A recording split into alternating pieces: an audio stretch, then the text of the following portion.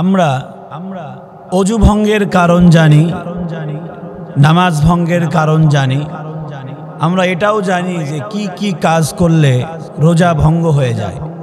কিন্তু আমাদের অনেকেরই জানা নাই যে আমাদের অজান্তেই আমাদের ঈমানও অনেক সময় নষ্ট হয়ে যায়, ভেঙে যায়।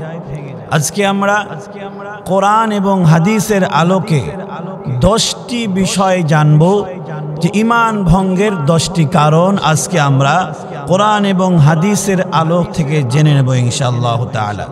সম্মানিত উপস্থিতি, আজকে আমরা জানব ঈমান ভঙ্গের কারণগুলো। তার মধ্যে 1 নাম্বার, আল্লাহ রাব্বুল আলামিনের সাথে শিরিক করা।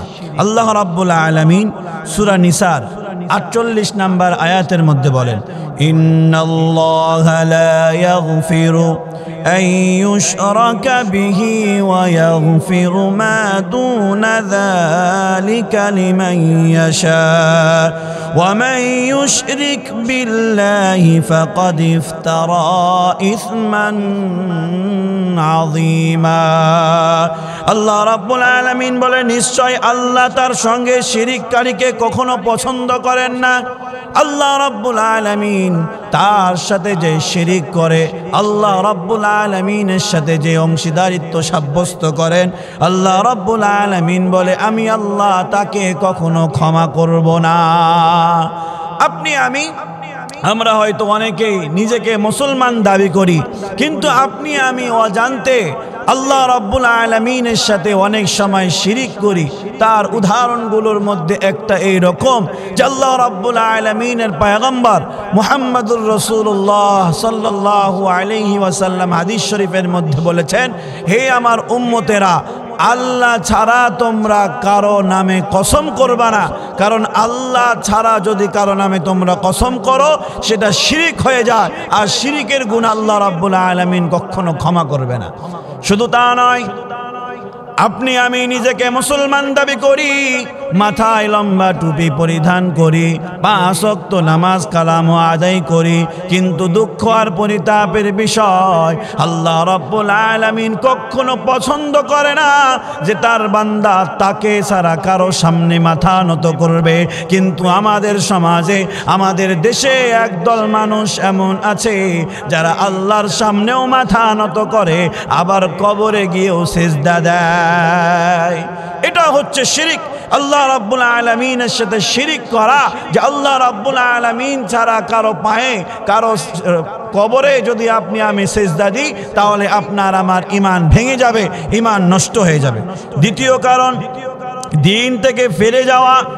আল্লাহ রাব্বুল আলামিন কালামে হাকিম সূরা বাকারার 217 নম্বর আয়াতের মধ্যে বলেন, ওয়া মান ইয়ারতাদিদ মিনকুম আন দীনিহি ফায়ামুত ওয়া হুয়া কাফিরুন ফাউলাইকা হাবিতাত আ'মালুহুম ফিদ দুনিয়া ওয়াল আখিরা ওয়া উলাইকা আসহাবুন নার হুম ফিহা খালিদুন।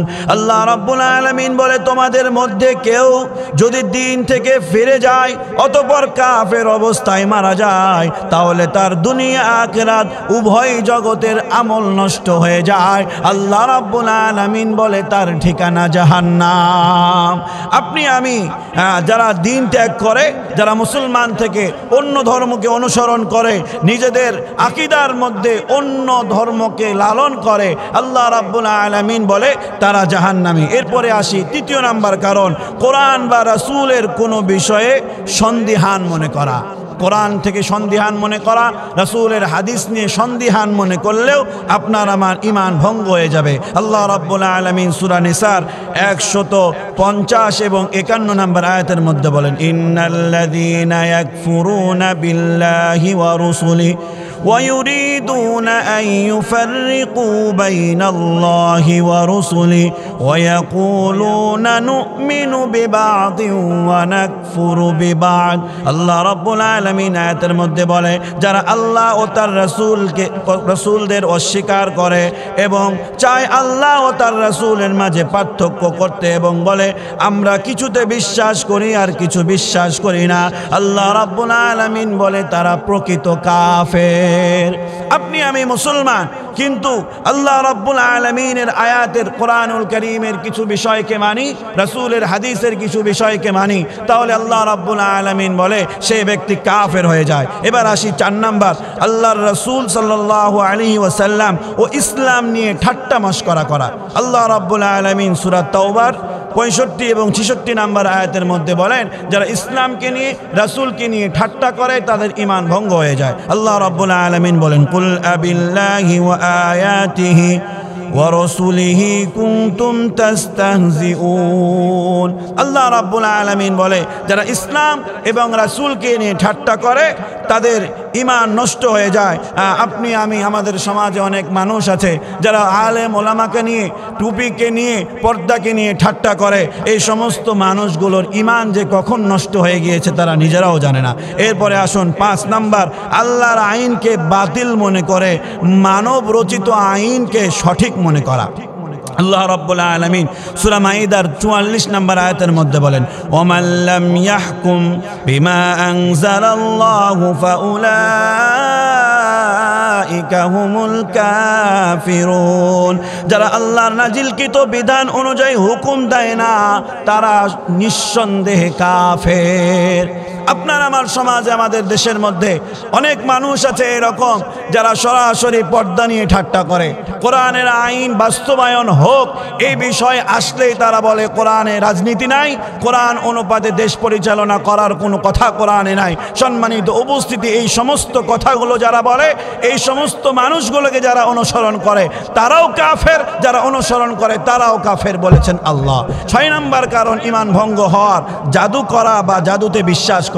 কোনো ব্যক্তি যদি কাউকে জাদু করে, এই জাদু করার দ্বারা তার ঈমান নষ্ট হয়ে যায়। আল্লাহ রাব্বুল আলামিন সূরা বাকারার 102 নম্বর আয়াতের মধ্যে বলেন, ওয়ালাকাদ আলিমু লামান ইশতারাহু মা লাহু ফিল আখিরাতি মিন খালাক। তারা জানতো যে জাদু গ্রহণ করা তার জন্য আখিরাত এবং উভয় জগতের আমল নষ্ট হওয়ার কারণ। আপনার আমার সমাজের মধ্যে অনেক মানুষ আছে হিংসায় একজন আরেকজনকে জাদু করে ফেলে। এই জাদু করার দ্বারা যে জাদু করবে তারও ঈমান নষ্ট হবে, যে জাদু করবে তারও ঈমান নষ্ট হয়ে যাবে। এরপরে 6 নাম্বার কারণ, নামাজ অস্বীকার করা বা ইচ্ছাকৃতভাবে নামাজ ত্যাগ করা। আল্লাহ রাব্বুল আলামিনের পয়গম্বর মুহাম্মদুর রাসূলুল্লাহ সাল্লাল্লাহু আলাইহি ওয়াসাল্লাম তিরমিজি শরীফের 2621 নাম্বার হাদিসের মধ্যে পাওয়া যায় যে কাফের এবং মুসলমানদের মধ্যে পার্থক্যই হচ্ছে নামাজ। এরপরে 8 নাম্বার কারণ, ইসলাম ত্যাগ করে অন্য ধর্ম গ্রহণ করা। আল্লাহ রাব্বুল আলামিন সূরা আলে ইমরানের 85 নম্বর আয়াতের মধ্যে বলেন, ওমান ইয়াবতাগি গায়রাল ইসলামি দীনান ফালান ইউকবালা মিন। আল্লাহ রাব্বুল আলামিন বলে যে ইসলাম ছাড়া অন্য কোনো দিন গ্রহণ করে তা কখনোই তার কাছ থেকে গ্রহণযোগ্য হবে না। যে ব্যক্তি এমনটা করবে তার ঈমান নষ্ট হয়ে যাবে। সম্মানিত উপস্থিতি, এই জায়গায় একটি বিষয় এরকম আসে যে আমরা অনেকে আছি যারা ইসলাম ছাড়া অন্য ধর্ম গ্রহণ করে নাই, কিন্তু মুহাদ্দিসিনগণ বলেন, মুফাসসিরিনগণ বলেন, কোনো ব্যক্তি যদি ইসলাম সহ অন্য ধর্মকেও মনে করে সেটা সঠিক, তাহলে তার ঈমান নষ্ট হয়ে গেছে।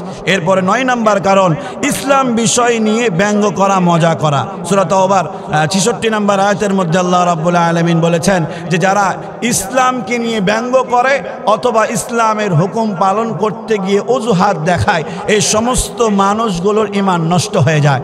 সমাজে এবং আমরা মিডিয়াতেও দেখি অনেক নাটক হয়, কৌতুক হয়, টিকটক হয়, ইসলামের খুঁটিনাটি বিষয়গুলো নিয়ে মজা করে। এই মজা করার দ্বারা তাদের ঈমান নষ্ট হয়। যারা এগুলো দেখে আনন্দ উপভোগ করে আমাদের ঈমান নষ্ট হয়ে যায়। এরপরে আসুন 10 নম্বর কারণ, সুন্নাহ এবং কোরআনের হুকুমগুলো নিয়ে এইগুলো হুকুমগুলোকে অপ্রয়োজনীয় মনে করা। সম্মানিত উপস্থিতি, আল্লাহ রাব্বুল আলামিন সূরা তাওবার 66 নম্বর আয়াতের মধ্যে বলেন, কদ কাফারতুম বা'দা ঈমানিকুম। ঈমান গ্রহণ করার পরে ঈমান এবং রাসূলের হাদিসের যে হুকুম আহকাম রয়েছে, এই হুকুম আহকামগুলোকে যথার্থ যারা পালন করে না, এই হুকুমগুলোকে অপ্রয়োজনীয় হুকুম যারা মনে করে তাদের ঈমান নষ্ট হয়ে যায়। আল্লাহ রাব্বুল আলামিন এই 10 বিষয় সহ ঈমান ধ্বংস হওয়া সব বিষয়গুলো থেকে আপনাকে আমাকে হেফাজত থাকার তৌফিক দান করুন।